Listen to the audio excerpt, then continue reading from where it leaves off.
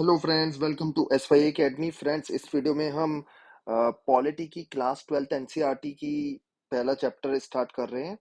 So welcome to S Y academy. और जैसे मेरी अप्रोच रहती है हर चैप्टर को डिटेल में आपको समझाने की, वही वही अप्रोच हम फॉलो करेंगे।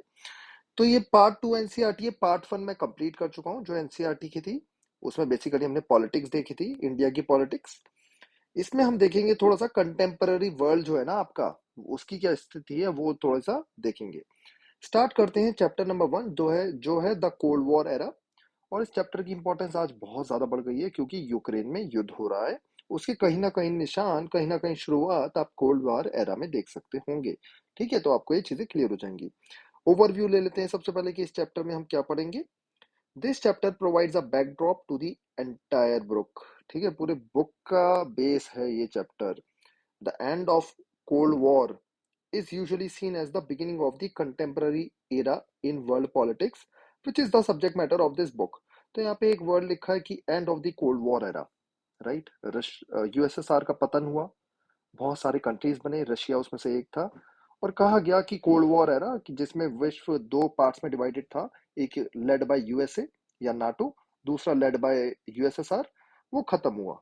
ठीक है, और इससे आज की दुनिया शुरू हुई जहाँ पे ग्लोबलाइजेशन, प्राइवेटाइजेशन, सब लोग यूएन के मेंबर्स है ना, सब साथ लेके चल रहे हैं, उस वर्ल्ड की शुरुआत हुई। पर दोस्तों यहीं पे एक क्वेश्चन आ जाता है, क्या सच में कोल्ड वॉर एरा खत्म हुआ था या नहीं। It is there for appropriate that we begin the story with the discussion of the cold war era.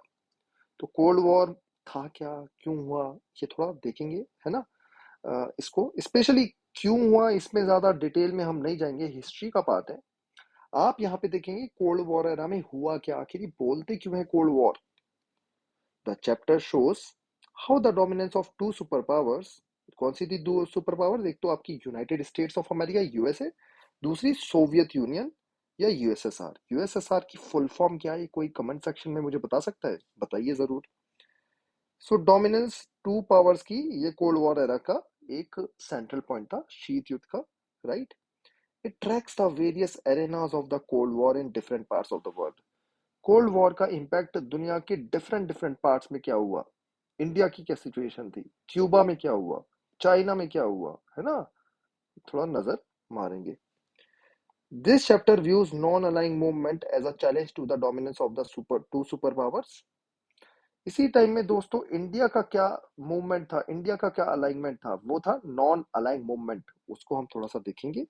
और एक बहुत ही बढ़िया चैलेंज दिया था जब सब लोग सोच रहे थे क्या आप यूएसएसआर साइड हो या आप यूएसए साइड हो। जब ये क्वेश्चन पूछा गया तो इंडिया ने बोला we follow non aligning movement. क्या मतलब है इसका, देखेंगे।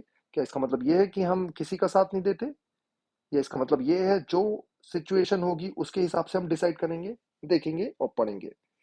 And describes the attempts by non-aligned countries to establish a new international economic order as a means of attaining economic development and political independence।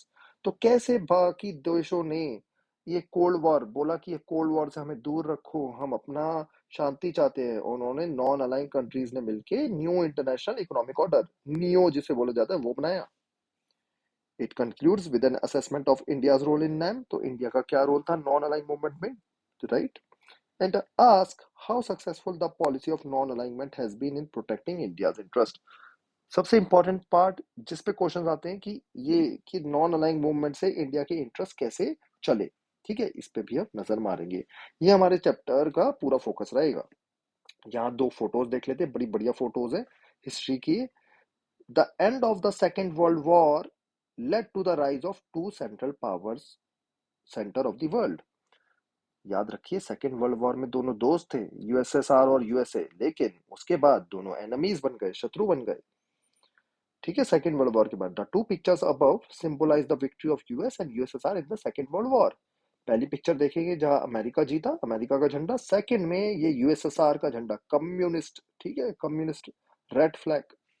American soldiers raising the US flag during the battle of Iwo Jima, Japan में हुई थी 23 फरवरी 1945 को। And ये credit जाता है raising the flag on IWO जीमा को by this photograph.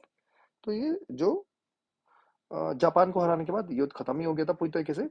तो उसका टाइम है 23 फरवरी 1945।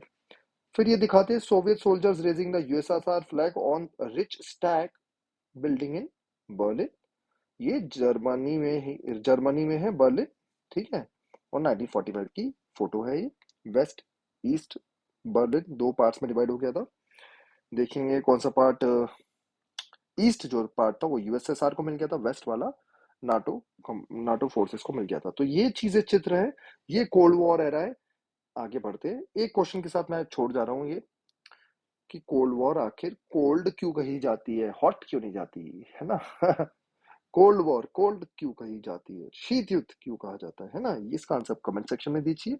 नेक्स्ट वीडियो में हम स्टार्ट करेंगे क्यूबा की मिसाइल जो टांग दी थी अमेरिका के सर पे, उसका अमेरिका कैसे तोड़ जोड़ेगा, है ना। और वो मिसाइल आके टांगी क्यों गई अमेरिका के सर पे, क्यूबा जो है अमेरिका के बहुत ही पास है, ठीक है। तो ये रहेगा हमारा नेक्स्ट वीडियो का पर्पस। आप मुझसे कुछ चाहते हैं कमेंट सेक्शन में, कोई भी फीडबैक है, सजेशन है, कमेंट सेक्शन आपके लिए ओपन है। मैं उसको इनकोऑपरेट कर दूंगा। Thank you.